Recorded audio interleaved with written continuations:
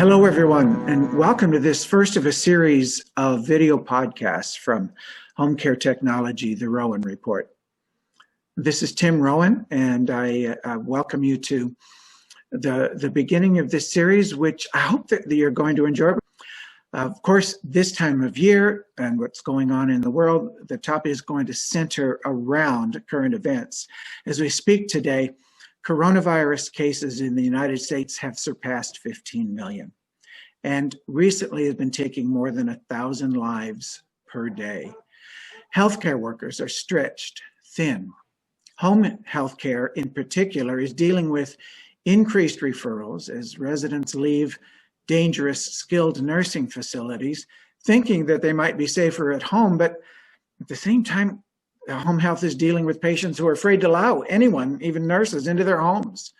So that the pandemic is on everyone's mind, including the technology vendors' minds that serve our industry. So today we're going to speak with one of them and see if we can get an idea of what one of the leaders in our industry thinks about what's coming in the future.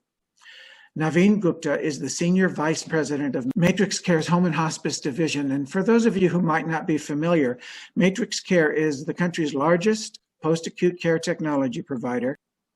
Currently, Navin leads the combined MatrixCare and Healthcare First home and hospice software and service businesses. He has more than 20 years of experience in different domains, including healthcare, security, and telecommunication.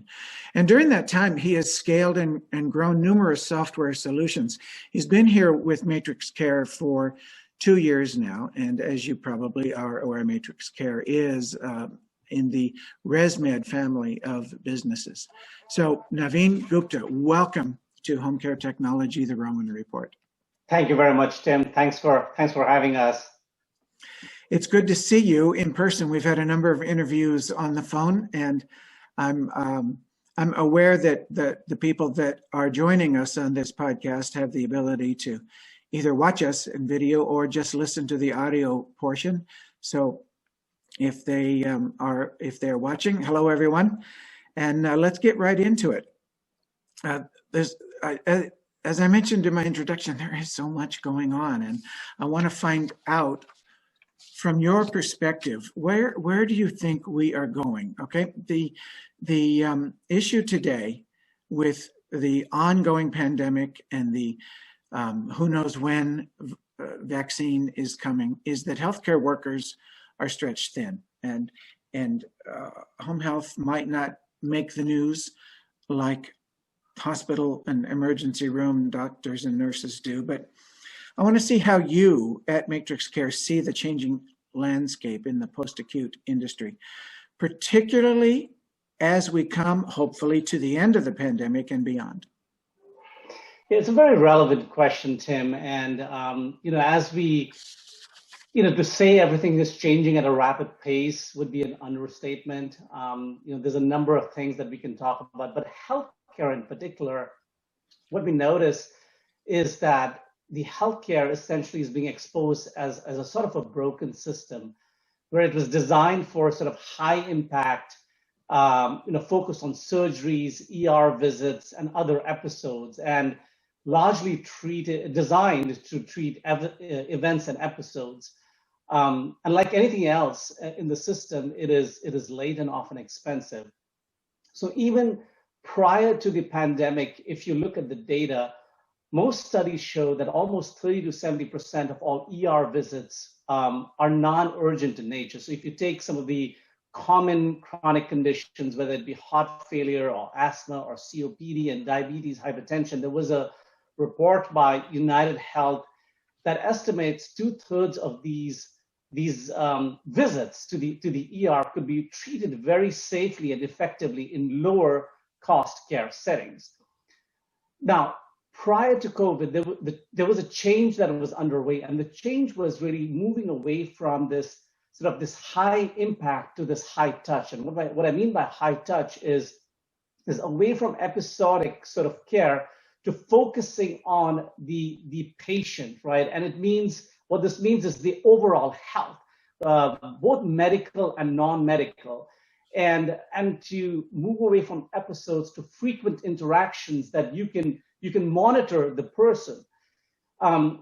The change was underway as there's a shift from fee-for-service to value-based programs. And so if you look at accountable care organization, population health, bundled payments, the CMS and state governments were creating incentives for people to move into managed Medicaid or Medicare Advantage. And there are financial incentives being put in place to focus on prevention. So we're beginning to see healthcare is fragmented, it's broken, it's an expensive system. There are a lot of care that can be delivered in the community, in the home. And so as a result of this, what started prior to the pandemic will only accelerate. And what that means is that there will be a delivery of health where the home essentially emerges as the hub, right? So when we talk about home health or home care or private duty services or even delivering hospice care within the home, that will begin to emerge. Now, new payment models will also emerge. There will be this, payers beginning to take on risk. There will be payers and providers that will begin to blur. So if you look at Humana and Kindred, for example, or if you look at skilled nursing facilities with their ISNP and CSNP programs, there will be an accelerated focus on prevention, right? So I think prevention is better to be able to manage those chronic conditions upfront versus, it goes, either undiagnosed or untreated, and then we end up with, again, expensive episodes that are there. So focus on wellness, focus on chronic disease management, focusing on screening and diagnosis and triage and infection control. All of these will begin to, really take center stage. Now, I know you're really interested in technology, Tim. So as you look at this very rapidly changing landscape, we believe that there will, and we'll talk about labor in a little bit, but there will never be enough labor. I think the statistic is almost 7.8 million, right? More workers will be needed, healthcare workers will be needed within our segments by 2025. So technology is going to play a very, very important role here. We expect IT spending will increase. So providers will see that technology as a leverage, as a labor multiplier, as an amplifier for what they're trying to do. Many providers will look at technology to operate in a network environment. So there is this formation of these post-acute networks and the narrowing of the referral networks based on these value-based programs. Remote patient monitoring, and I know we've in the last opportunity when you and I had an opportunity to have this conversation, we talked about HRS and our partnership with them around remote patient monitoring. And so a lot more technology will evolve in the home, where you'll have devices that are monitoring your blood oxygen level and your weight and your pulse and blood glucose levels. So again, focus on wellness and focus on managing those chronic conditions will be important. I think the IoT, so Internet of Connected Things, right? Healthcare, sensors being in place. I just had a conversation with a very large hospice organization out of Atlanta just this week. And they were talking about how they are, really venturing into putting sensors in place and using these remote monitoring tools to assess how a patient is doing. There will be an acceleration. All of these sensors and monitors will continue to capture data, Tim. And so analytics will become really important as well, where there'll be a prospective analysis of, hey, is this person likely to have a readmission, or is this person likely to fall? Or there might be some intervention needed because of a chronic condition. Telehealth, very closely related with remote patient monitoring. So all of these technology tools centered around the home, in the community where people raise families, they are more comfortable in the home, and we are able to demonstrate that high quality care can be provided in the home very safely and effectively, and that's where the home emerging as the hub will be key for the future. You know, when you talk about the technology that we did, I agree that real honor going to be, and but before that, this technology is probably going to be of this because the patient third world between acute, post-acute, and residential is going to be key. So I'm going to focus on interoperability, what care than other healthcare providers. It's great topic, Tim. We were today is the Home Healthcare News Capital Strategy Conference, and we just had an opportunity today to talk about interoperability. Let's talk about the problems first that interoperability really helps to solve. So there's often a disconnect between acute care, ambulatory care, and post-acute care. So when patients are discharged, the hospital may not know where the care transitions have happened. Same thing with home and hospice organizations. They might be in the middle of receiving care, and then there's a readmission back into acute care, but information is not available. Health systems have very limited visibility on what's really happening on the post-acute side, and oftentimes it's a black hole of sorts there. And so it really becomes important when you look at trying to solve for this. Take even another simple example of discharge that's happening, right? And referrals that need to be sent out.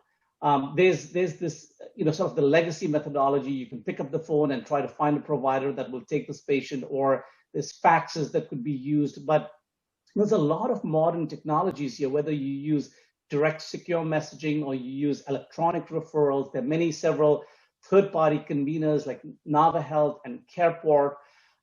We as an organization are very, very closely working with Commonwealth. Now, Commonwealth is a not-for-profit organization, and they have a simple vision that health data should be available in a timely fashion to individuals and caregivers, regardless of where the care is really occurring. And so we have built our integration with Commonwealth, and again, our commitment to interoperability being it's included in the system. There's no additional charge for it.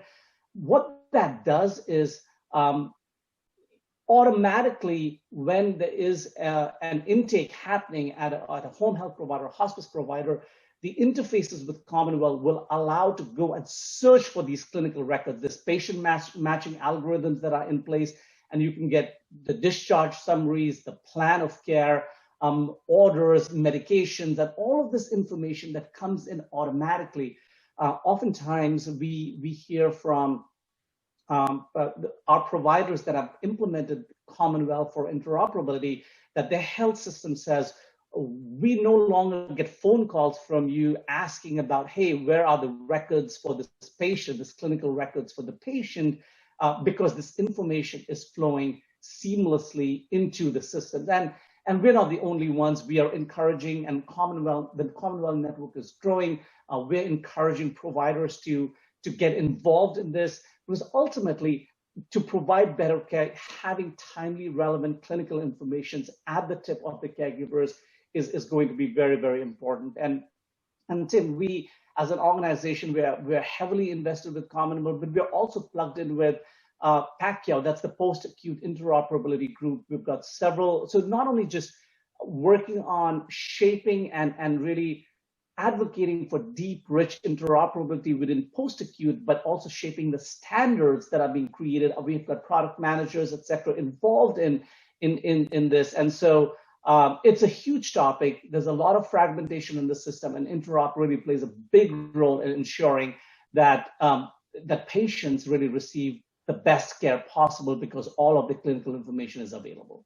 You know, one of the things that has always been somewhat of an obstacle, though, with all of the efforts that you and your peers in home care technology are making, you've got to get the hospital's cooperation. You have to get them to say, yes, data that's gathered by a nurse in the home is real and valid. And it seems like that's been an uphill climb, hasn't it? It's changing though, Tim. So and if you look at, I know I've had the executive director, for Commonwealth on our podcast as well, and we've had several conversations around that. If you look at the adoption of entry into these networks that are formed that enable deep, rich interoperability, it's not a linear curve. You'll see that it's exponential, which means more and more organizations, more and more technology vendors, like Cerner.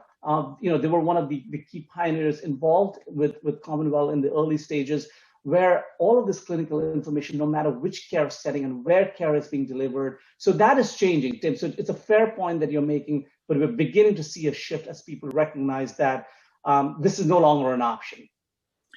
Before we completely run out of time, and yeah, this could go on for hours, you have so much to offer, but I'm aware that our viewers and listeners have work to get onto too. But I want to make sure that I give you a chance to talk about data analytics.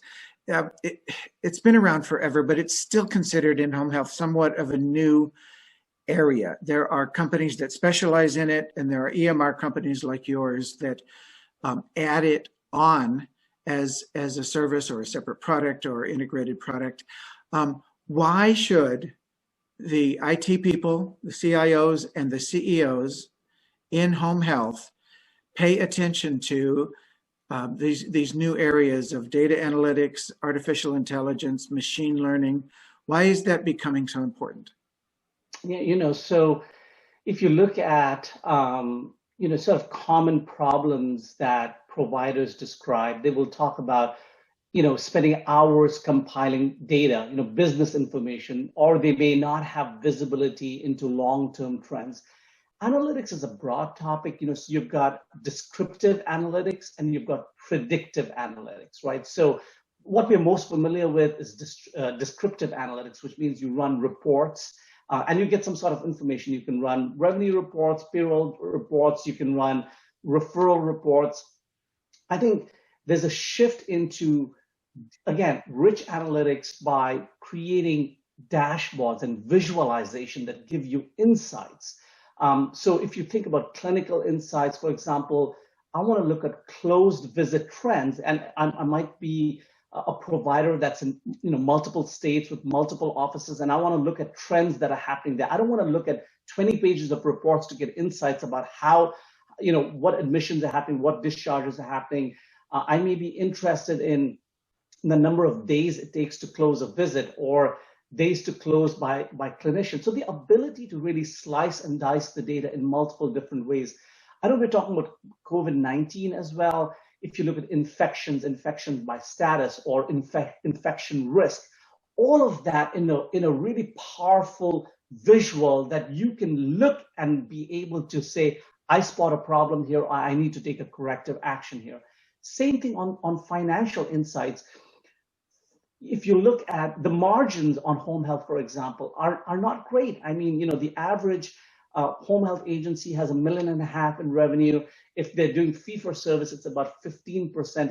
If you add in Medicare Advantage, that drops, right? So they're working on very, very thin margins. So the ability to have revenue insights and payroll and overtime insights, for example, or volume changes or admissions by payers or referral patterns or length of stay, all of that critical to important, what's really happening with their finances of the business is really important. And so what I've described really here is descriptive analytics. And then you've got this notion of, when you started talking about machine learning, is predictive. So taking a step beyond that and beginning to think about, okay, what are some of the problems that we can solve here by prediction? So in value-based programs, Tim, there's a risk sharing that happens. For example, if there's a readmission, right? So if there's a discharge from the hospital and then there's a readmission. So it's very important to understand this patient is at a high risk of readmission. And if you've got data and algorithms that can look into the system and say,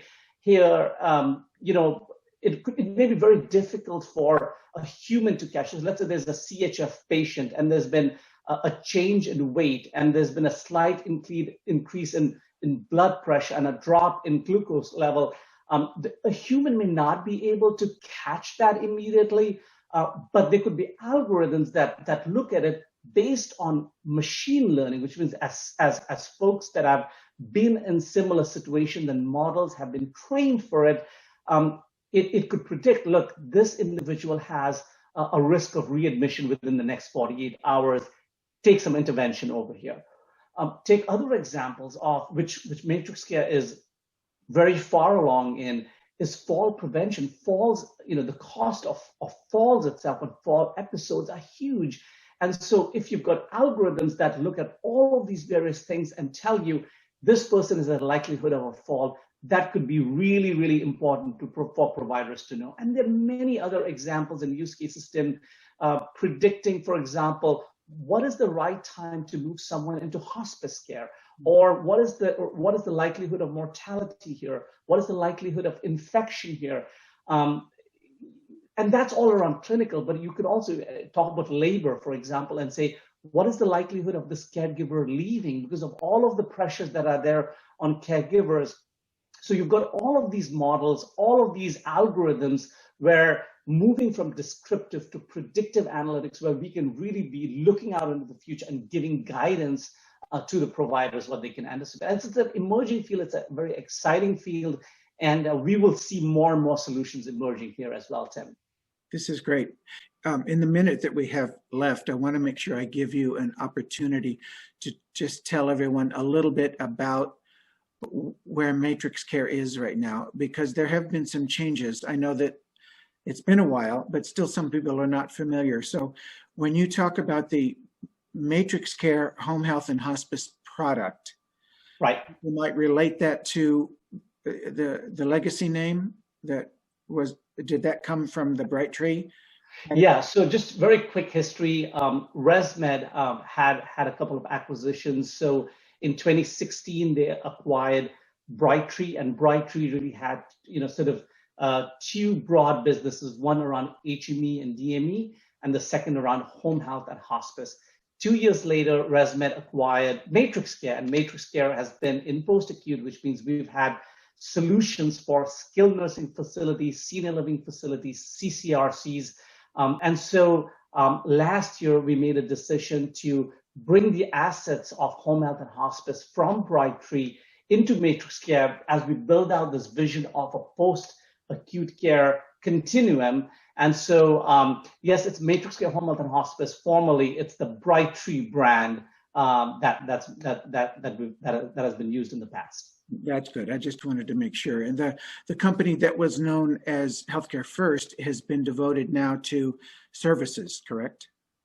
Well, Healthcare First was also an acquisition into the ResMed SaaS portfolio in 2018. We do have a software electronic health record solution as well on Healthcare First brand for home health and hospice organization. And we have a revenue cycle and CAPS business that is also part of the Healthcare First portfolio. The electronic health record typically has been more on the smaller side of the clients, and that's still very much part of our portfolio. We continue to develop and serve those clients, but the Healthcare First services business is also a very key component, and we have a number of clients that are using all of these solutions for within their networks. Now I understand fully. Thanks Yes. Thanks for that explanation.